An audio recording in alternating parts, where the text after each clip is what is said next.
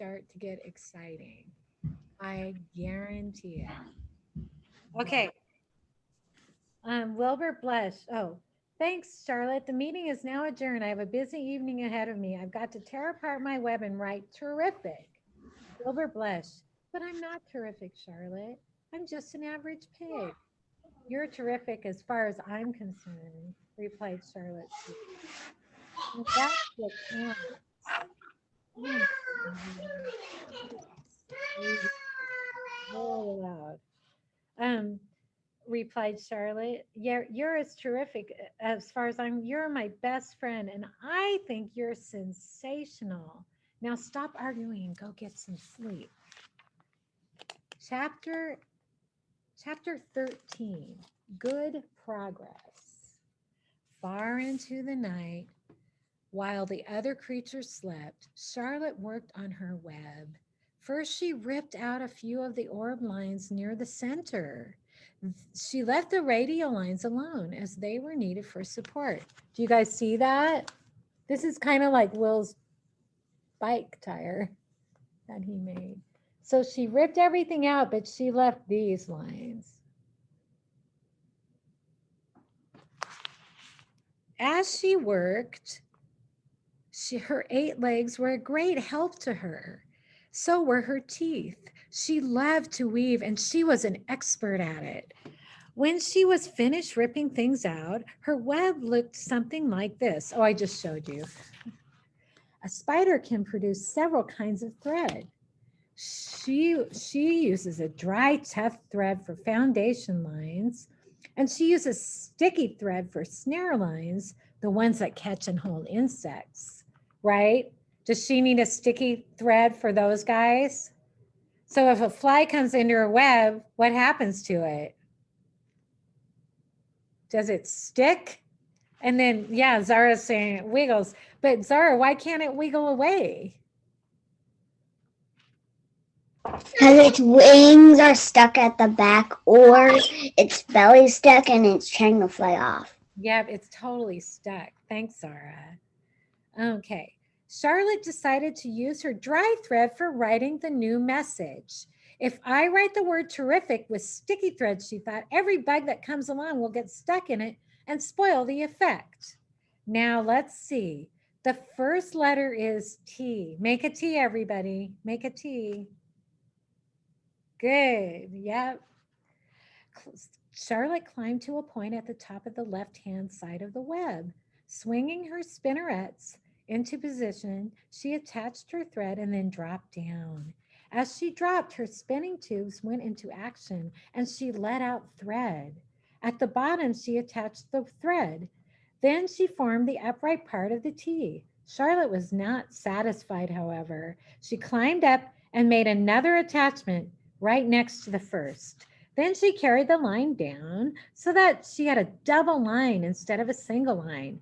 It will show up better if I make the whole thing in double lines. She's going to do it all in double lines. That's a lot of work. She climbed back, moved over about an inch to the left, touched her spinners to the web, and then carried a line across to the right, forming the top of the T. She repeated this, making it double. Her 8 legs were busy helping. Now for the E. Charlotte got so interested in her work, she began to talk to herself as though to cheer herself on. If you had been sitting quietly in the barn that evening, you would have heard something like this. Now for the R. Up we go. Attach, descend, pay out line. Whoa, attach, good. Up you go. Repeat. Attach, descend, pay out line. Whoa, girl. Steady now. Attach, climb, attach. Over to the right. Pay out line. Attach, now right and down and swing and do a loop around. Now in, now in, now in. Where was I? Ascend. Whoa, attach, ascend, repeat, good girl. And so, talking to herself, the spider worked at difficult task.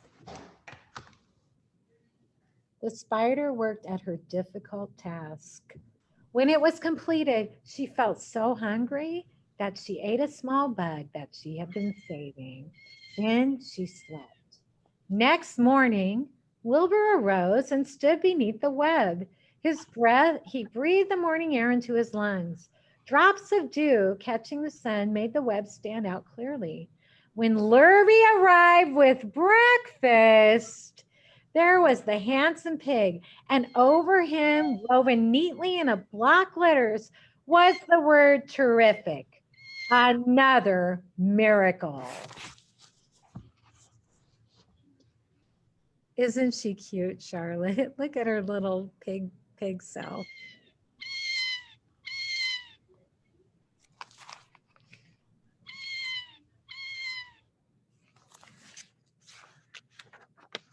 Here, I gotta stand up and turn the light on.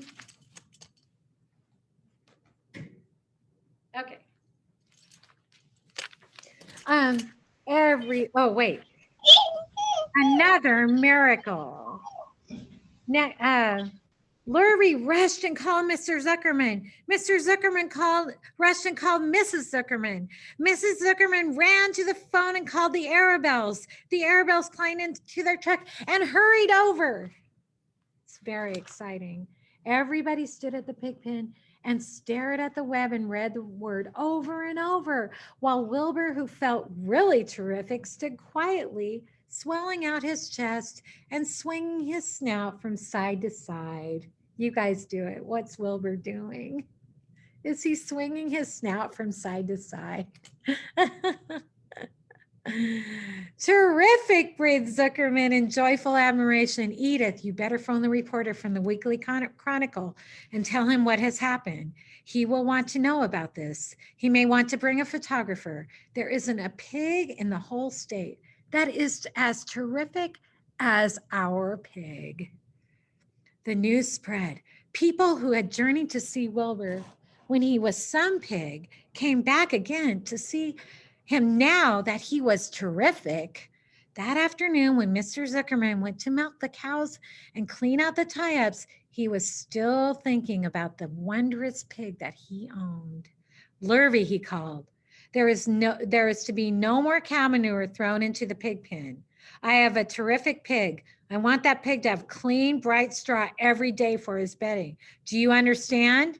Yes, sir, said Lurvy. Furthermore, said Mr. Zuckerman, I want you to start building a crate for Wilbur. I have decided to take the pig to the country fair on September 6th. What? He's going to the fair, you guys. Make the crate large and paint it green with gold letters.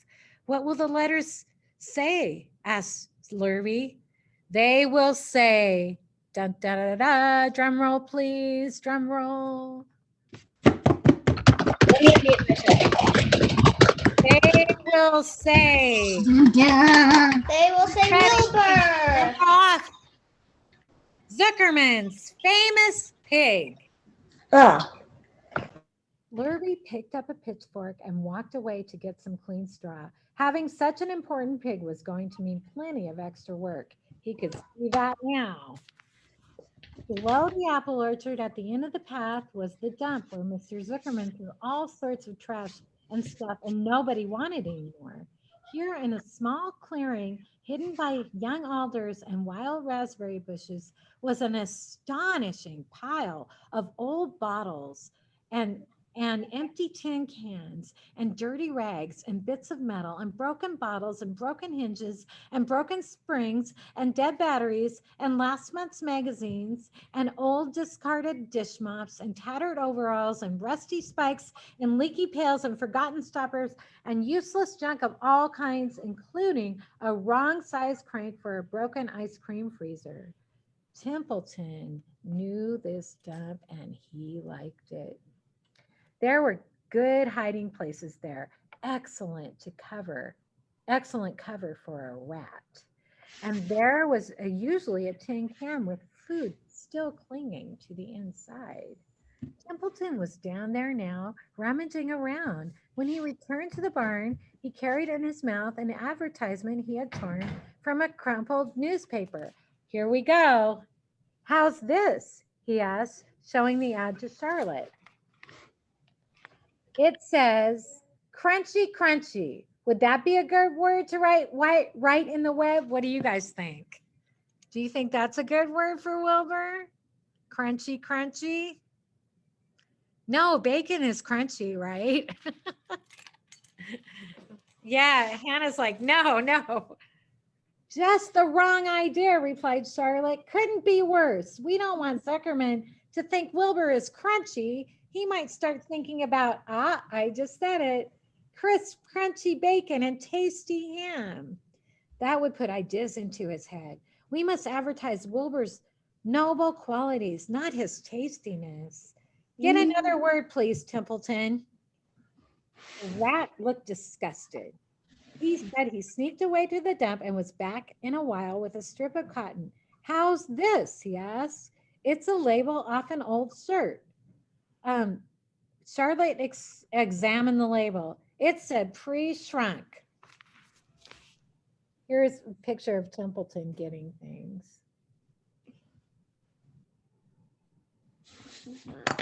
Pre-shrunk. Pre-shrunk. I saw the word crunchy, as in crunchy, crunchy. I'm sorry. You saw that? I'm sorry, Templeton, he said, but pre-shrunk. She said, but pre-shrunk is out of the question. We want Zuckerman to think that Wilbur is nicely filled out, not shrunk up. I'll have to ask you to try again. What do you think I am, a messenger boy? Grumbled the rat. I'm not going to spend all my time chasing down to the dump after advertising material. Just once more, please, asked Charlotte. I'll tell you what I'll do, said Templeton. I know where there's a package of soap flakes in the woodshed. It has writing on it. I'll bring you a piece of the package. He climbed the rope that hung on the wall and disappeared through the hole in the ceiling. When he came back, he had a strip of blue and white cardboard paper in his teeth. There, he said triumphantly. How's that? Charlotte read the words. With new radiant action. What does it mean? Asked Charlotte, who had never used any soap flakes in her life. How should I know? Said Templeton. You asked for words and I brought them. I suppose the next thing you'll want me to fetch a dictionary. Together they studied the soap ad.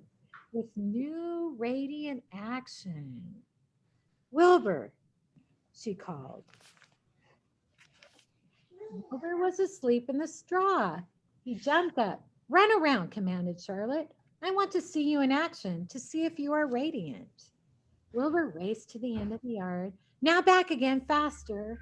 Wilbur galloped back. His skin shone. His tail had a fine, tight curl in it. Jump in the air, cried Charlotte. Wilbur jumped as high as he could. There he is. Does he look radiant? Yeah.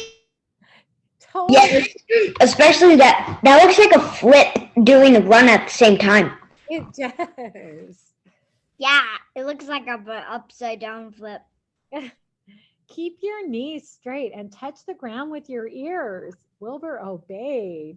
Do a backflip with a half twist. That's it. Right, Heath? There's his backflip with half twist. Cried Charlotte. Wilbur went over backwards, writhing and twisting as he went. Okay, Wilbur, said Charlotte. You can go back to sleep. Okay, Templeton, the soap ad will do, I guess.